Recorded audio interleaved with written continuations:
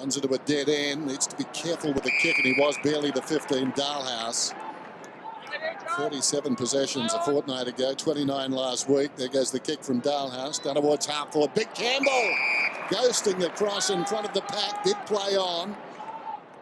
He's going to give it to Picken, now he decides to kick it down towards full forward. Cramry! And that look says it all from the acting captain of the Bombers. He's quality, but just outmanoeuvred there. That was a very good mark by Stuart Cramry.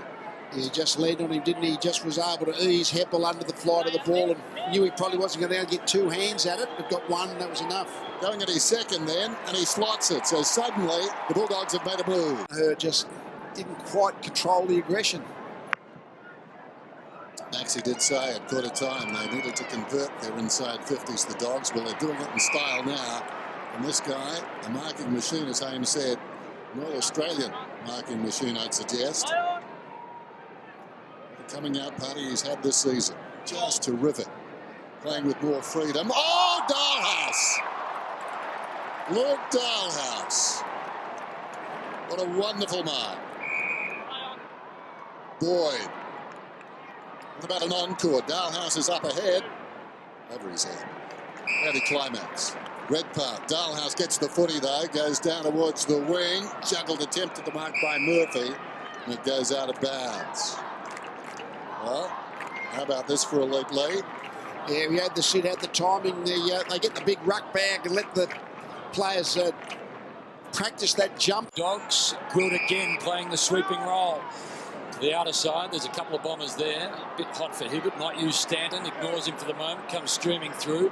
Goddard gets it back to Hibbert. Now to Brown. Kick's got to be okay. It's not quite. Brown's in trouble. Pickens terrific. To Bontempelli. He's within range. He's unselfish. He finds Stringer. It was a bad turnover. Really, it was Picken. He just rode. He was a Brown, wasn't off the football. He just, the body pressure from behind. He ran the ball, this ground level ball here, and then the turnover's on. And Bontempelli again set up Grant before, now he set up Stringer. He's got an opportunity now to kick 3 in a row, 3 in 6 minutes. A bouncing ball on the left. A couple of set shots. Umpire shuffles. Stringer's got flood their back 50 stoppages, but they just didn't get enough numbers in the right position for Bulldogs, and it was as if there was a whole lot of open space, but Merritt just had the one step to be able to get onto his left side to snap the goal. Margin 41 points then.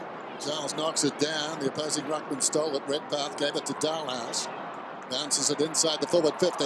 Bagley ambitious. Ball fell to the ground. I think it's going to be a free kick. That was a very strong tackle. Cramry came rushing at Bagley. We thought for a moment he was into space. Whoa, there you go. The umpires just said that he actually took on the tackle. That was the interpretation. As I say many times, you know about prior opportunity. You don't need much prior opportunities. You got the ball in your hands. Like, did you take them on if you don't know they're there? You had time to think. Not time to do anything, time to think. He's had a good afternoon. That gives him 5. This is Cranberry's day so far. He's just been able to mark the ball, get a free kick, get the odd snap. He is a forward. Like Stringer, again, they're very similar. They're not, as Dennis said, key position players who are target players, but they just keep finding space. Here they go again, the Dogs. Cranberry's just kicked his 5th, going in his direction again, this to equal his PB. His last goal was his 150th of his career, and 5 he'd never kicked that Eddie had before. I think his general opponent is Steinberg, and yeah, it was a good kick to position, but Cranberry just read the flight of the ball and knew where the ball was going, and Steinberg just couldn't cover him and the flight of the footy at the same time. He's doing it on the bit this afternoon. There's half a dozen for Stuart Cranberry. As Cranberry kicks the goal on Steinberg, Carlisle has gone over to him. He hasn't. Sometimes you alternate on your... In this term too. Steinberg had a rough afternoon, comes up, takes the mark. Zaharakis across half back. Goes to O'Brien. O'Brien under pressure. Gets the kick away. Touch the ground. Gleeson fires out a hand pass. Hibbert couldn't control it. Johannesson, can he kick a goal? Turns around and puts it through.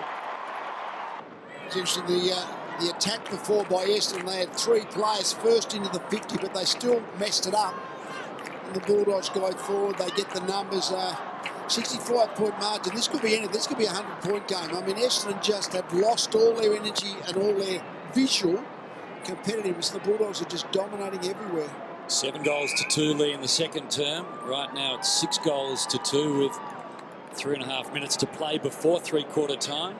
And they've kicked 4 in the last 6 minutes of play. Things are starting to open up, and it's all opening up the Bulldogs' way. Crammery, he's had a big afternoon, 6 goals 2. This time feeds it off to Boyd, who's finding himself further up the ground, onto the left. This time here's Stringer. He's searching for 4, and he's got 4. Let's have a look at some of Stringer's day here.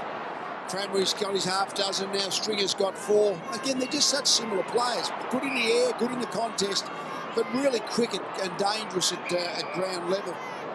So a couple of real... Feeds it back to O'Brien. Goddard's on in the middle. Goes there now. Thought about Zaharakis. Bagley is wide. Ignores that. Goes down towards half forward. Murphy through his fingertips. Talia backs up. There's that low trajectory kick he was trying. Didn't come off. Cooney on his knees. Heppel O'Brien.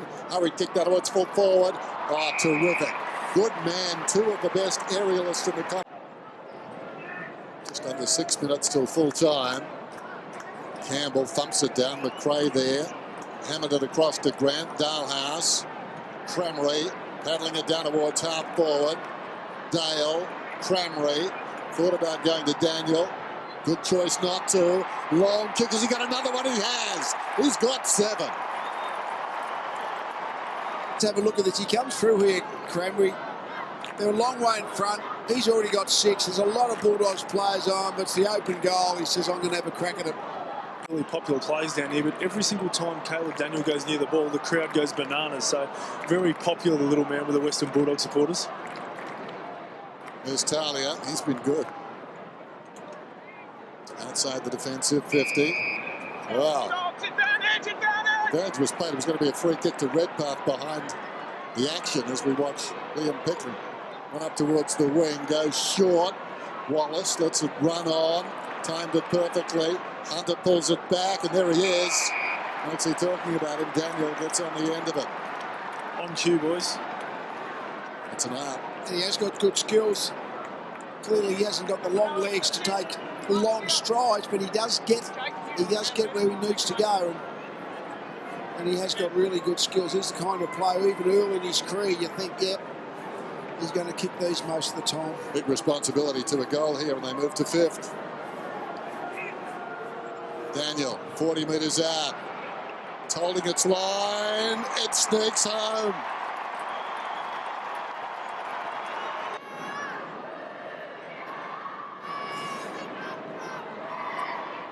So the Bulldogs have found their way to 5th position if the game remains the same. The score on the scoreboard from the next 5 minutes. Oh.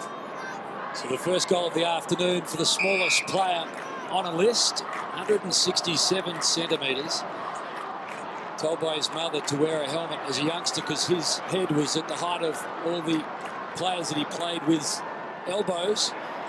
And well, he has proved something since he debuted on that Saturday night. This time he feeds it off to Dalhouse. In turn, it comes to Bontempelli. Over the top, Hunter. Does it settle? He's got the know-how. He's got the skill. He's got the poise. And he's got an option. Caleb Daniel for back-to-back goals. Daniel at 167. We're looking through the record books. Libba was 163. Daniel could almost ruck to Tony Liberatore. Yeah. It proves there's anywhere from the below 170 centimetres to 200 centimetres. If you're good enough, there's a place for you in this in the game. He was the #1 ranked player at the Under-18 Championships, and he was just overlooked by many. Dropped to 46 in the draft in 2014. Is that a play on words? Have a look at that, back-to-back goals. Well done, Caleb Daniel. The Dogs right now giving the Bombers a hiding. And we're not overlooking him. Well done. But clearly, when you're short, I mean, it's always true that good big man will always beat a good small man in principle. But if you do lack the height, you've got to have really good first touch ball skills, and Daniels has got that. Like Brett Harvey. Brett Harvey's got that breakaway speed, and so you have something that separates you from the taller players. But you certainly need good ball skills, good ball handling, good balance, and Daniels has got all of those. Not sure, Dan, whether or not it's